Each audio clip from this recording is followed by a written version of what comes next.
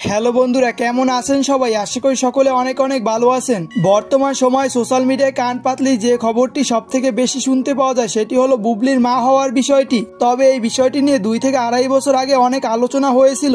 তবে বর্তমান সময় আলোচনা হওয়ারও কারণ রয়েছে। কিছুদিন আগে অপু বিশ্বাসের ছেলে আব্রাহাম খান জয়ের হ্যাপি বার্থডে পালন করা হয়েছিল।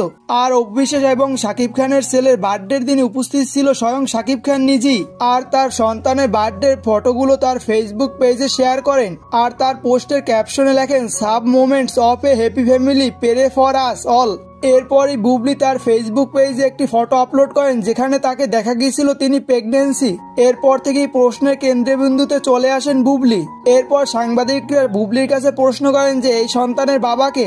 সাংবাদিকদের প্রশ্নের উত্তরে বলেন সবকিছু সুন্দর মতোই হয়েছে এবং নিয়মকানুন মেনেই হয়েছে এবং সময় আসলে তিনি সবকিছুই প্রকাশ করতে চান। আর আপনাদের জানিয়ে রাখা ভালো, শাকিব খান এবং বুবলির পুত্র সন্তান হয়েছে এবং শাকিব খান এবং বুবলির পুত্র সন্তানের নাম হলো শেজাদ খান বীর এবং তিনি 2020 সালে 21শে মার্চ জন্মগ্রহণ করেন। তার বর্তমান বয়স হলো 2.5 বছর। তো বন্ধুরা, আজকের এই ভিডিওটা এই পর্যন্তই ছিল। ভিডিওটা কেমন লেগেছে অবশ্যই কমেন্ট করে জানিয়ে দিবেন।